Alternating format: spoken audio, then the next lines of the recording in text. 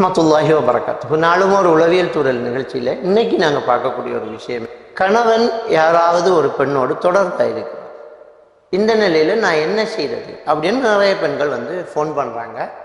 அதே மாதிரி ஆப்போசிட்டாக பெண்ணு மனைவி ஒரு ஆளோட தொடர்பாக இருந்துட்டாங்க, சார் இப்படி தவறு நடந்து போச்சு, ஜினா செஞ்சிட்டாங்க, நான் என்ன பண்ணுறது அப்படின்ற ஒரு சில ஆண்கள் நம்மள்கிட்ட ஃபத்வா கேட்குறாங்க.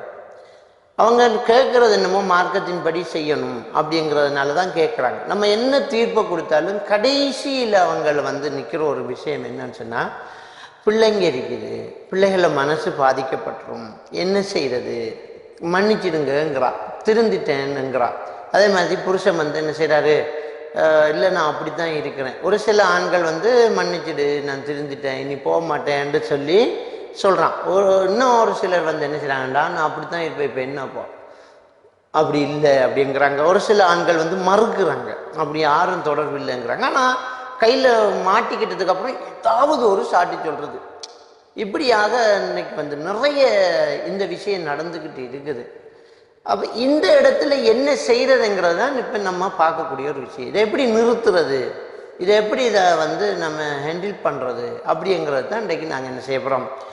திண்டாடிட்டு இருக்கிறாங்க. இப்படிப்பட்ட கணவனோடு எப்படி வாழ்றது, இதை திருத்திடலாமா, திருந்துவாரா, அப்படி இப்படி என்றே வயசு 50 ஆயிடும். அதுக்கு அப்புறம் இதுக்கு பிறகு என்னத்துக்கு விடுறது, கிடக்குது அப்படின்ட்டு வாழ்ந்துட்டு போகிறாங்க. சொல்லுவாங்க, அந்த சாணையோட வந்தது சந்தை கூட போகட்டும், இனி முடிஞ்சு போச்சு நம்ம உலகம் அப்படின்னு சொல்லி டோட்டல் வாழ்க்கையே இழந்தவங்கள் தான் இருக்கிறாங்க. பாருங்க, அல்லாஹ் தஆலா நமக்கு தந்த இந்த வாழ்க்கையை எவ்வளோ அழகா நம்ம வாழணும். ஒரு அன்பா, ஒரு அரவணைப்போடு, ஒரு சந்தோஷமா, ஒரு மகிழ்ச்சியாக வாழணும். அல்லாஹ் அவங்களுக்கு சொர்க்கம் கொடுக்கணும். ஒரு சில பெண்களும் தான், ஒரு சில ஆண்களும் தான் வாழ்க்கை எப்படி நடந்துக்கிட்டு இருக்குதுன்னு சொன்னால், வாழ்க்கை முழுக்க சந்தோஷம் இல்லாமல் போயிட்டு இருக்காங்க. ஒரு ஒரு திருப்தி இல்லாத, ஒரு நம்பிக்கை இல்லாத, ஒரு சந்தோஷம் இல்லாத ஒரு வாழ்க்கை. வெளியில் ஏனோ தானோ பொண்டாட்டி உடைக்கிறான், புருஷன் உடைக்கிறான்னு வெளியில் காட்டிக்கிறாங்க. உள்ளுக்குள்ள சரியான புழுங்களோட குழந்தைகளுக்காக ஒருத்தர் சொல்கிறாரு, என் பொண்டாட்டி விஷயத்தில் நான் எக்ஷன் எடுக்க போனால் என் பிள்ளைகளுக்கு உம்மா தப்பானவன்னு தெரிய வந்துடுமே, அதுக்காக வேண்டி மௌனமாக இருக்கிறேங்கிறாங்க. இப்படி நிறைய தப்புகள் நடந்துக்கிட்டு இருக்குது. அப்போ இந்த இடத்துல எப்படி நடந்துக்கிறது அப்படிங்கிறது தான் இன்றைக்கு நாங்கள் பார்க்குறோம். ஏண்டா இன்றைய ஒரு ஒரு ஒரு ஒரு 2-3 நாளுக்குள்ள இதே கேள்வியை 2-3 வந்துடுச்சு. அதனால தான் நான் முடிவெடுத்து இதை கண்டிப்பாக நம்ம பேசுவோம். ஏன்னா ஒரு பெண் என்கிட்ட வேண்டிக்கிட்டாங்க, தயவு செஞ்சு ஹஸரத் இதை நெட்டில் பேசி போடுங்க, நிறைய பேர் இதில் பாதிக்கப்படுறாங்க அப்படின்னு சொல்கிறாங்க.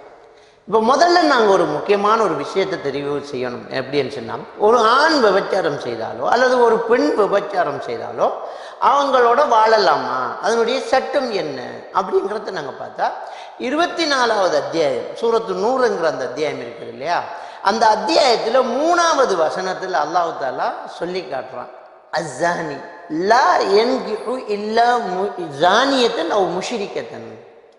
ஒரு விபச்சாரம் செய்யக்கூடிய ஒருத்தர் இன்னொரு விபச்சாரம் செய்யக்கூடிய ஒரு பெண்ணையோ அல்லது ஒரு முஷ்ரிக்கான ஒரு இணை வைக்கக்கூடிய ஒரு பெண்ணையோ தான் திருமணம் முடிக்க வேண்டும். அதே மாதிரி ஒரு ஜானியத்து, ஒரு பெண் விபச்சாரம் செய்யக்கூடிய பெண் இருக்காங்க இல்லையா, அந்த பெண்ணை லா யன்கிஹா இல்லா ஜானின் அவ் முஷ்ரிக்குன், அதை ஒரு இன்னொரு முஷ்ரிக்கான ஒரு ஆணோ அல்லது ஒரு இணை வைக்க ஒரு விபச்சாரம் செய்யக்கூடிய ஆணோ அல்லது ஒரு முஷ்ரிக்கான ஒரு ஆணோ தான் திருமணம் முடிக்கணும். மூமின்களுக்கு இது ஹலால் இல்லை அப்படின்னு சொல்லி அல்லாஹ் தஆலா திருமறையில் 24வது அத்தியாயத்தினுடைய 3வது வசனம் சொல்லலாம்.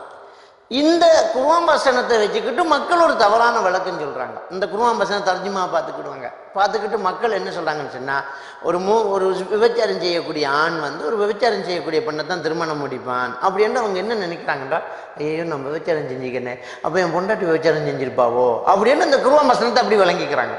ஒரு சில பெண்கள் அப்படி நினைக்கிறாங்க, நான் விபச்சாரம் செஞ்சுக்கேன், அப்போ என் கணவன் கட்டாயம் விபச்சாரம் பண்ணியிருப்பானோ அப்படின்னு நினைக்கிறேன். இது தப்பான வழக்கம். இது அல்லாஹ் இயல்பு சொல்லலை. விபச்சாரம் செஞ்ச ஒரு ஆள் கல்யாணம் முடிச்சா எப்படியோ அவள் விபச்சாரம் செஞ்சாலா தான் இருப்பா அப்படின்னு சொல்லலை, தப்பு. ஏன்னா அப்படி நினைச்சு கொஞ்சம் பேர் பொண்டாட்டியை தப்பு கற்பனை பண்ணிட்டு இருக்காங்க. அது அல்லாஹ் சொல்றான் தானே, என்னமோ நடந்துதான் இருக்கும் அப்படின்னு வாழ்ந்துட்டு இருக்கிறாங்க. இல்லைம்மா, அது சட்டம். அது அல்லாஹ் என்ன சொல்றாங்கடா, விபச்சாரம் செய்யக்கூடிய ஒரு ஆண் இருக்கார் இல்லையா, அவர் லா என்கிட்ட இல்லா ஜானியத்தை நான் முஷரிக்கா, அவ இன்னொரு விபச்சாரம் செய்யக்கூடிய ஒரு பெண்ணையும் அல்லது முஷரிக்கான ஒரு பெண்ணைத்தான் கல்யாணம் முடிக்க லாயக்கு, அவரும் ஒரு மூமினான பெண்ணு கல்யாணம் முடிக்க கூடாது. விபச்சாரம் செய்யக்கூடிய ஒரு பெண்ணை விபச்சாரம் செய்யறான்னு தெரிஞ்சுக்கிட்டு ஒரு மூமினானா அல்ல அவரோட வாழ இயலாது.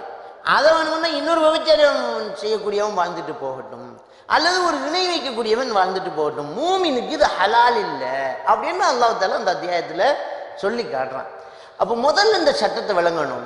தவறு நடந்துட்டு சிலர் மாட்டிக்கிறாங்க, மனைவி தவறு செஞ்சுட்டா, புருஷன் வெளிநாட்டிலேயோ வெளியிலேயோ என்னமோ மாட்டிக்கிட்டாங்க, தவறு நடந்துட்டு எல்லாம் முடிஞ்சு போச்சு, ஒத்துக்கிட்டாங்க, காலை விழுறா, மன்னிப்பு கேட்குறாங்க, மன்னிப்பு காலு போ, முடிஞ்சு போச்சு, விபச்சாரம் செஞ்சாலோட என்னால் வாழ முடியாது போ. அதே மாதிரி தான் புருஷன் விபச்சாரம் செய்கிறார், பொண்டாட்டி என்ன செய்தா, பிள்ளை இருக்குது, என்ன செய்யுற, மன்னிச்சு விட்றேன், இப்படி இப்படி என்ன சொல்லி மார்க்கம் என்ன சரியா என்ன சொல்லுது, விடு, வேணாம், தேவையில்லை, உன்னோட வாழ இயலாது, ஹராம், இழுத்து மூடிடணும்னு பார்க்குறாரு. நீ விபச்சாரம் செஞ்ச ஆளு, உனக்கு இன்னொரு விபச்சாரி தான் லாயக்கு, அவளையே போய் கல்யாணம் பண்ணிச்சுக்கோ. இதை என்ன செய்யணும், செய்யணும். ஆனால் இப்போ என்ன தடையாகி இருக்குது, எல்லாரும் நம்ம என்ன சொல்றோம்னா மார்க்க சட்டம் எங்களுக்கு எல்லாம் தெரியும் தான், அதெல்லாம் வாஸ்தவம் தான், என்ன செய்யற சார், எப்படி வாழ்றது, எனக்கு என்ன வருமானம் இருக்குது, எனக்கு என்ன தொழில் இருக்கு, குடும்பமே எனக்கு கல்யாணம் பண்ணி தந்து என்னை எப்படியோ தள்ளி விட்டுட்டு அவங்க ஒதுங்கிட்டாங்க, என்னை யாரு சேர்த்துருக்கவங்க, பாப்பா மவுத்து உமா மவுத்து, இல்லாட்டி பாப்பா அம்மா இருக்கு, அவங்களுக்கே வழி இல்லாமல் உட்காந்துட்டு இருக்கிறாங்க.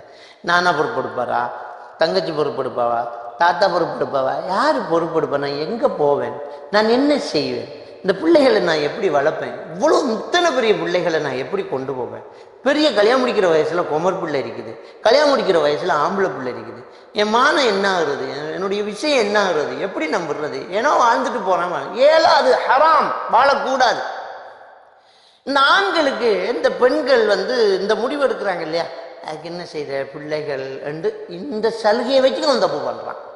என்ன பண்ணினாலும் இவன் விட்டுட்டு போக மாட்டான். அவன் எங்கே போகிறான், நம்மளை விட்டு அவன் யார் இருக்கிறா, என்னை விட்டு அவனுக்கு வேற யார் இருக்குடி, இருந்தா இல்லாட்டி போடி, அப்படி அவனுக்கு தெரியும் போக மாட்டான்ட்டு. இந்த தலையெழுத்தை மாற்றி காட்டுங்க, இவனெல்லாம் பயப்படுவான்.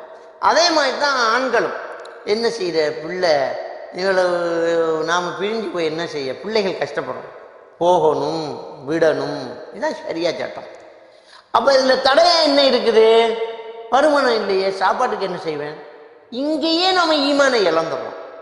அல்லாஹ் தஆலா திருக்குர்ஆன்ல சொல்றான், வமா மின் தாபத்தின் ஃபில் அர்லி இல்லா அலல்லாஹி ரிஸ்குஹா, இந்த உலகத்தில் உள்ள ஒவ்வொரு உயிருக்கும் ரிஸ்க்கு பொறுப்பு அல்லாஹ் எடுத்துட்டேங்கிறான்.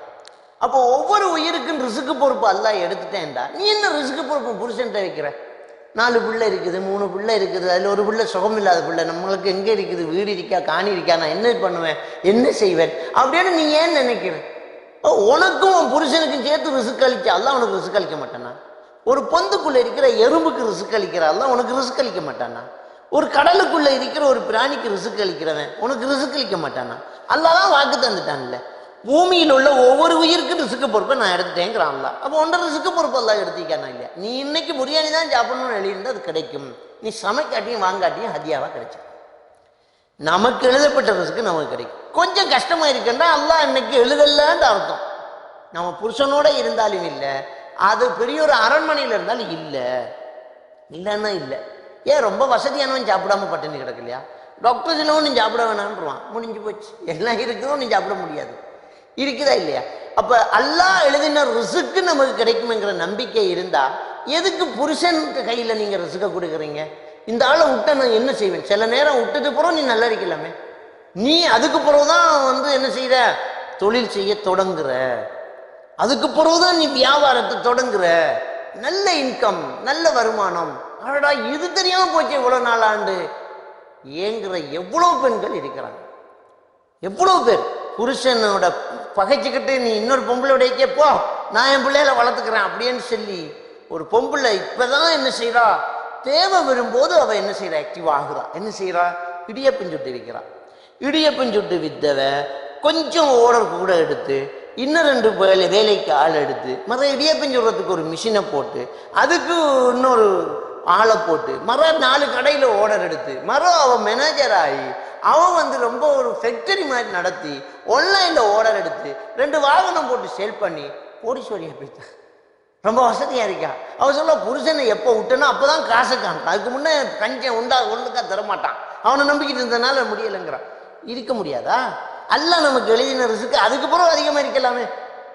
இல்லைன்னா இல்லை, எழுதலன்ற அர்த்தம். அது புருஷனுடைய இருந்தாலும் இல்லை. இந்த நம்பிக்கை ஈமான் இருந்தா இதுக்கு பயப்படக்கூடாது. அல்லாஹ்வுடைய சட்டம் என்ன? விபச்சாரம் செய்தவனோட வாழ முடியாது.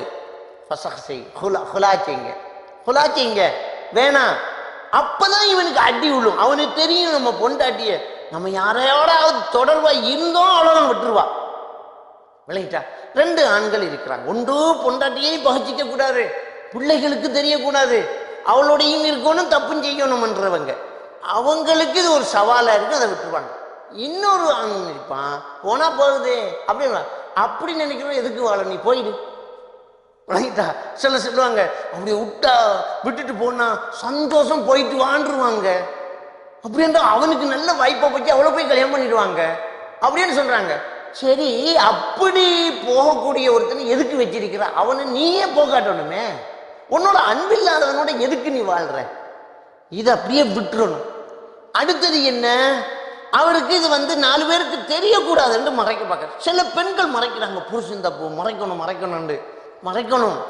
எதை மறைக்கிறது? ஒரு சின்ன தவறுகள் சேர்ந்து வாழணும், மறைக்கணும். ஆனா இப்படி ஒரு தவறு விபச்சாரம் செய்யறான்னு சொன்னா போய் காலியாட்ட கொடு, அம்மா அப்பா கிட்ட சொல்லு, பள்ளிக்கு கடிதம் கொடு, போகட்டும். அவன் சொல்றான். ஒரு பெண்ணு நீட்ட வந்து கேட்கிறான், நான் என்ன செய்யறது? எனக்கு ஒரு தொழிலும் தெரியாது, ஒன்றும் இல்லை, எனக்கு குடும்பம் இல்லை, என்ன செய்யற அப்படின்னு கேட்டேன். நான் சொன்னேன், சரி பிச்சை எடுக்க தெரியுமா? பிச்சை எடு. அசரத் எடு. எங்க நீ பிச்சை எடுக்க போற தெரியுமா? உன் புருஷன் குடும்பத்துக்கிட்ட தான் போற. புருஷன் மச்சான் வீடு, புருஷன் தங்கச்சி வீடு, புருஷன் மாமி வீடு, புருஷன் சொந்தக்காரன், புருஷன் நண்பன் வீடு. அங்க அழகா உன் பிள்ளைகள் அப்படியே போய் ஹதியா தாங்கம்மான்னு கேடு. ஜோக் என்று சொல்லுவாங்க. ஒரு ஜோக்கும் இல்லை. அவர் ஒரு பொண்ணோட தொடர்பு, ஒரு சிங்களத்தியோட தொடர்பு, இன்னொரு பொண்ணோட தொடர்பு. அந்த பொண்ணோட இருக்கிறாரு, நான் பசங்க செஞ்சுட்டேன், சோத்துக்கு வழி இல்லை, என் பிள்ளையெல்லாம் பட்டினி படுக்குது, ஏதாவது ஹதியா தாங்கம்மான்னு அழுது அங்கே கேட்டுட்டு திண்ணையில் உட்காராம அப்படியே திரும்பி போய் அடுத்த வீட்டு போய் தட்டு. இது அவன் காதில் போய் தட்டும். அதுக்கு பிறகு அவன் யோசிப்பான், ஆகா நம்ம பிள்ளைகளை வச்சுக்கிட்டு பிச்சை எடுக்கிறாளே அப்படின்னு. துணிஞ்சு ஒரு பொம்பளை செஞ்சுட்டா. ஒரு நாள் தான் காலை விழுந்துட்டான். அவசரம் வேணாம், நான் பிச்சை தான் எடுத்து வளர்க்க போறோம் உன் பிள்ளைகளை. உன் பிள்ளைகளை பிச்சை எடுத்தான் வளர்க்க போறோம். இதுக்குள்ள வகுத்துல ஒரு பிள்ளை வேற பிள்ளைத்தாட்சியாக போய் நான் பிச்சை தான் எடுக்க போறேன், என் மானமே போச்சு, எனக்கு வேணாம். அப்படி போனது பிறகு அவன் காலை விழுந்து சத்தியம் பண்ணி நீ எந்த பெண்ணையும் எடுத்து பார்க்க மாட்டேமான்னு சேர்ந்து திருந்திட்டான். அப்ப அதுக்குரிய வாய்ப்பு இருக்குது. நாம என்ன செய்யணும்னு சொன்னா, இவர் என்ன செய்வார்னா 4 பேருக்கு தெரியக்கூடாது, ஆனா ஒரு பப்பாட்டியும் தேவைப்படுது. போ 4 பேரு தெரியப்படுத்து, காலிக்கோட்ல போய் பப்ளிக்கா கேஸை எழுதி கொடு, என் புருஷன் ஒரு பெண்ணோடு தொடர்பு, அதனால எனக்கு விவாகரத்து தாங்க. 4 பேர் மத்தியில விசாரிப்பான இல்லையா? இணக்க சபை கடிதம் கொடு, எல்லாரும் முன்னால விசாரிப்பான இல்லையா? பிரிஞ்சுட்டானா சனியனே போ, நான் அவளோட வாழப்புறண்டு போய் தரா, அவரை நிம்மதியா இருக்கக்கூடாது. அவரு போய் கல்யாணம் கட்ட வீட்டுல போய் பிச்சைக்கு நிக்கணும், அவன் பிள்ளைய கூட்டிக்கு போய் பிச்சைக்கு நில்லு கழு. இது இவனுக்கு கொடுக்குற ஒரு சவுக்காடி. அது இல்லையா, அவன் போனா போறான், நீ தொழிலை செய்ய தொடங்கு, ஏதாவது பண்ணுங்க. கடையில மொத்தமா மிளகா வாங்கி கொஞ்சம் கொஞ்சமா சின்னதா பக்கெட்ல போட்டு திரும்ப அதே கடைக்கு போட்டு விற்கலாமே. மிளகு, சீரகம், ஏலம், கருவா ஒண்ணும் இல்லைங்க, கௌரவமா வீட்டுல செய்யற தொழில். கடையில மொத்தமா வாங்கு, அது பக்கெட்டா போடு, இப்ப திரும்ப கடையில கொண்டே வில்லு. இன்னைக்கு சமுதாயத்துல ஏதாவது ஒன்று செய்யலாம் இல்லையா? எல்லாம் நமக்கு லீன ரிசுக்க தரணும், அதுக்கு ஏதாவது ஒண்ணு நாம அசையணும் இல்லையா? இதை அசை, உனக்கு வர்றது வரும். சில நேரம் உனக்கு அதுல ஒரு திறமை வரும், ஒரு ஐடியா வரும், இன்னொரு வாய்ப்பு வரும், யாராவது உனக்கு ஹெல்ப் பண்ணுவாங்க, ஏதாவது ஐடியாக்கள் கிடைக்கும், டெவலப் ஆகி கடைசியா அவனோட இருந்ததை விட நல்லா இருக்கலாம். தயவு செஞ்சு அல்லாஹ் ரிசுக்கு தருவான்ங்கிற நம்பிக்கையை இழந்துடாதீங்க. அல்லாஹ் நமக்கு ரிசுக்கு தரும். அதே மாதிரி தான்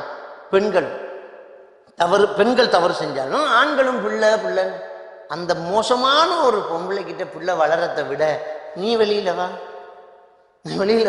அது பிள்ளைகளுக்கு தவறுன்னு தெரிய வந்தா மனசு பாதிக்கப்படும் தான். அது வாட்சவம் தான். ஆனா அந்த பிள்ளைகளுக்கு நம்ம உண்மையை சொல்லணுமே. அந்த பிள்ளைக்கு நாளைக்கு இப்படி ஒரு பிரச்சனை வரைக்கும் அவன் முடிவு எடுக்கணுமே. அந்த பிள்ளை ஒழுக்கமா வளர்ப்போம், அந்த பிள்ளைகளுக்கு தவறு என்று செல்லுவோம். அப்ப இது தவறு நடந்திருக்கிறதுனாலதான் பாப்பா அம்மா நான் விட்டுட்டேன், பாப்பா தப்பு பண்ணிட்டாங்க. அப்பதான் இவன் நாளைக்கு இந்த அநியாயத்தை செய்ய மாட்டான். ஆஹா, நம்ம கல்யாணம் கட்டி மனைவியோட சந்தோஷமா இருக்கணும், நம்ம அம்மாக்கு வாப்பா அநியாயம் செஞ்ச மாதிரி நம்ம செய்யக்கூடாது அப்படின்னு அவன் திருந்துவான். ஏன் அதை மறைக்கிறீங்க? செய்யுங்க. ஆக இதை செஞ்சா இதை அழிக்கலாம். இந்த கள்ள தொடர்புகள் இருக்குது இல்லையா, கேவலமான இந்த வேலை இருக்குது இல்லையா, இன்னொரு ஆணோட தொடர்பாய்க்கிறது அல்லது இன்னொரு பெண்ணோட தொடர்பாய்க்கிறது இல்லையா, அல்லாஹ்க்கு மாறு செய்யற நீ கட்டின கணவனுக்கு துரோகம் பண்ற அல்லது மனைவிக்கு துரோகம் பண்ற, உன் பிள்ளைகளுக்கு நீ அநியாயம் பண்ற, உன் குடும்ப வம்சம் உன்னுடைய குடும்பத்தினுடைய மான மரியாதை எல்லாம் தூக்கி எறிகிற. இதையெல்லாம் செஞ்சுக்கிட்டு நீ அதை தொடர்ந்து செய்யணும் கொஞ்ச நேரம் சுகத்துக்காக.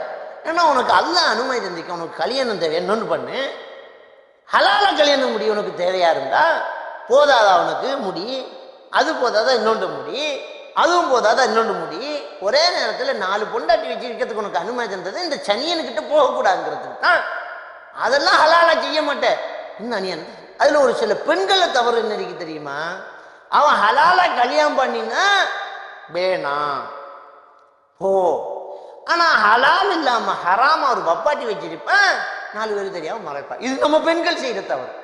அவன் ஹலால செஞ்சா அடங்க மாட்டேங்கிறாங்க, ஹராத்தை செஞ்சா வாய்ப்பு திட்டிக்கிறாங்க. ஐயோ தப்பு செஞ்சுட்டானே, 4 பேர் தெரியக்கூடாதே அப்படின்னு. இது நம்ம பெண்கள்ல தவறு. தயவு செஞ்சு இந்த விஷயத்துல சரியாயிருங்க. இந்த பாவத்தை அழிக்கிறதுக்கு இதுதான் சரியான வழி. இது ஒரு சவுக்கடியா செய்யுங்க. இதுல ஒன்றே ஃபோன் பண்ணி என்ன பண்றது கேட்காதீங்க. இந்த முடிவை சடுதியா எடுங்க, பயப்படாதீங்க. அல்லாஹ் அலினசுக்கு உங்களுக்கு கிடைக்கும், அல்லாஹ் ரஹ்மத் செய்வான். எனவே முதல்ல இந்த தவறு செய்யறவங்க அல்லாஹ்க்கு பயந்தது நிறுத்துங்க. தவறு நடந்துட்டு இருந்தால் இந்த சடுதியான முடிவு எடுங்க. இதுக்கு பிறகு மற்றவங்களுக்கு ஒரு சவுக்கடியா இருக்கும், அல்லது உங்க கணவனுக்கோ மனைவிக்கோ இப்படி ஒரு முடிவு எடுத்தோன்னு ஒரு பயம் வந்து உடனடியாக திரும்ப செய்யறதுக்கான வாய்ப்பு இருக்குது. அல்லாஹ் நம் அனைவரையும் ஈமானோடு, நல்ல ஈமான் இஸ்லாத்தோடு, நல்ல ஒரு ஒழுக்கத்தோடு வாழ்வதற்கு நமக்கு தௌஃபீக் செய்வானாக. வாஹிர் தஅவானா அல்ஹம்துலில்லாஹி ரப்பில் ஆலமீன்.